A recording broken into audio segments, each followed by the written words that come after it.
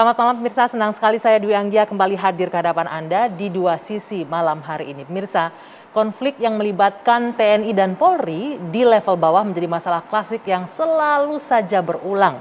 Acap kali arogansi jiwa korsa dan masalah kesenjangan kesejahteraan disebut-sebut sebagai pemicu terjadinya konflik.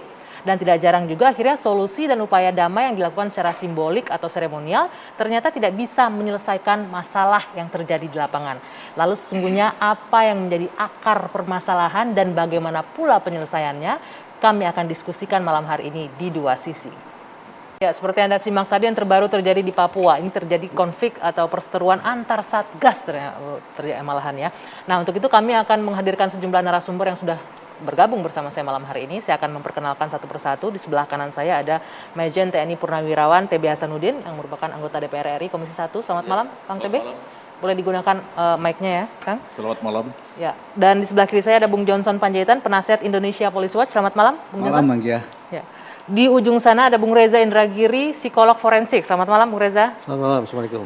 Dan tergabung juga secara virtual bersama kita malam hari ini Komjen Pol Purnawirawan Nanan Soekarna, Wakapolri 2011-2013. Selamat malam Pak Nanan. Malam dari Bajawa. Wah, lagi di Bajawa nih, lagi jauh ya, makanya tidak bisa langsung bergabung malam hari ini. Baik, kita akan langsung mulai diskusi malam hari ini. Apa sih sebenarnya yang menjadi akar permasalahan konflik yang tidak berkesudahan antara TNI dan Polri? Dan sayangnya ini terjadi justru di lapangan, di level bawah gitu ya. Saya mau ke Kang TB terlebih dahulu. Pak TB ini sebagai orang yang pernah di dalam TNI ini ya, Anda melihatnya apa sih yang menjadi pemicu yang kalau bisa dibilang pasca reformasi sampai sekarang itu nggak pernah usai gesekan di bawah? Diskusi ini barangkali harus memerlukan atau membutuhkan waktu yang panjang. Saya harus secara bertahap dulu ya. Kalau soal perkelahian antar angkatan dengan antar angkatan dan polisi sejak dulu itu sudah ada ya. Tetapi gerak dari perkelahian itu beda. Dulu lebih banyak pada perkelahian dengan tangan kosong, bela diri itu sehingga dilatih bela diri ya. Kalau sekarang lebih serem dengan menggunakan senjata, bayonet dan alat-alat lain. Nah itu jadi perbedaannya. Dulu ketika ada perkelahian hanya dalam 1-2 hari selesai, diselesaikan secara kekeluargaan. Hampir tidak diselesaikan secara hukum dan selesai begitu. Era zaman dulu saya kira berbeda ya. Kemudian juga publik tidak langsung tahu. Wah, sekarang karena apa? Media sosial viral, ya? tidak sepiral seperti sekarang.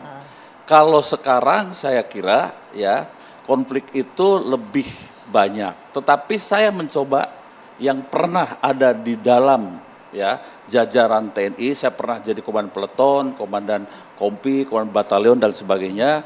Kira-kira saya mencoba mencatat di akhir-akhir ini ya, ketika terjadi perkelahian event dengan siapa saja, pelakunya itu rata-rata mereka prajurit-prajurit yang muda, masih muda.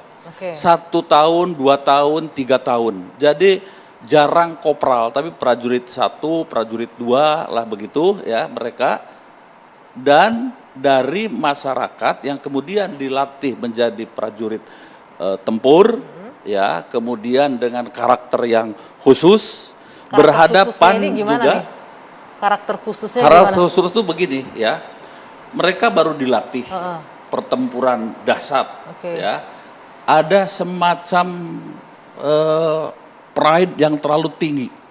Nah kemudian juga lebih banyak kepada sisi ya dekat dengan arogan.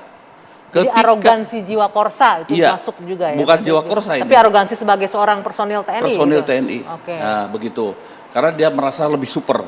Nah ketika bertemu dengan misalnya siapa saja antar angkatan, kemudian juga dengan anggota polisi, sama juga di polisi juga adalah mereka dari masyarakat yang dilatih.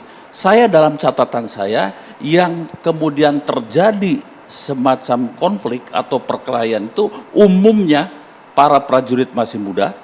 Satu. Yang kedua dari pasukan tempur ya, dan kalau polisi dari BRIMOB.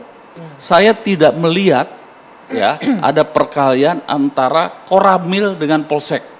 Mereka hidup rukun baik-baik saja, bahkan kantornya berdampingan, makan bareng, ngopi bareng, merokok bareng dan sebagainya. Jadi kalau bisa disimpulkan karena emang jiwa muda yang masih Salah emosional satu di gitu ya. antaranya seperti itu ya. Jadi arogansi perorangan dan lain sebagainya. Kemudian ketika temannya kena pukul, ya sudah,